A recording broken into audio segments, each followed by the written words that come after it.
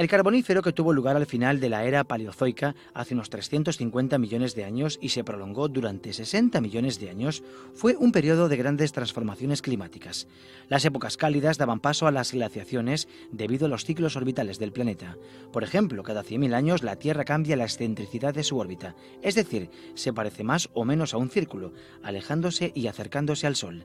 Estas diferencias en la distancia afectaban directamente a la radiación solar que llegaba a la superficie. Pero la verdadera protagonista de esta etapa de la historia terrestre fue la vida vegetal, que comenzó a expandirse por todo el mundo. Y mientras lo hacía empezó a retirar dióxido de carbono de la atmósfera, que disminuyó, y en su lugar aumentó el oxígeno de forma notable. De esta forma, la atmósfera también experimentó importantes transformaciones en su composición.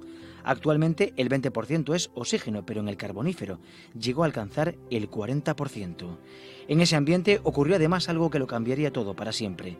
Las plantas desarrollaron un nuevo tipo de sustancia llamada lignina que fortalecía sus troncos y les permitía alcanzar grandes alturas. Al principio apareció en unas pocas especies vegetales, pero la lignina, que permitía desafiar a la mismísima gravedad, se extendió por todo el planeta, permitiendo que algunas pudiesen llegar hasta los 40 metros de altura. Así surgieron los árboles. En aquel contexto lleno de oxígeno, la vegetación se hizo fuerte, por decirlo de alguna manera, y esto afectó también a los animales. Los insectos, por ejemplo, alcanzaron enormes tamaños, hasta tal punto que las libélulas parecían halcones. Sin embargo, la misma sustancia que desplazó la vida hacia el cielo generó un problema. Los microorganismos encargados de descomponer los árboles cuando ya habían muerto no eran capaces de soportar la lignina, sufrían grandes digestiones.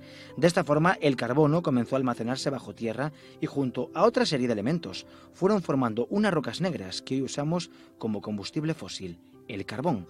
La inmensa mayoría del que estamos quemando actualmente tiene su origen en el período carbonífero. En el Día Mundial de los Bosques, Naciones Unidas ha elegido el lema Bosques y Agua, ya que este martes se celebra también el Día Internacional del Agua.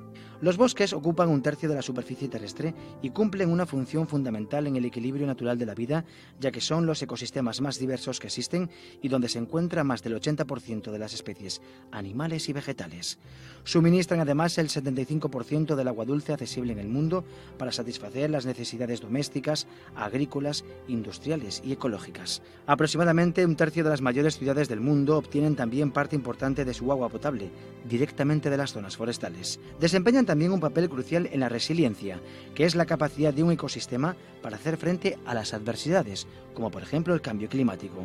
Un caso, la mayor masa forestal de la Tierra es la selva del Amazonas, que hoy sufre un preocupante estrés tanto por la deforestación como por el aumento de las temperaturas.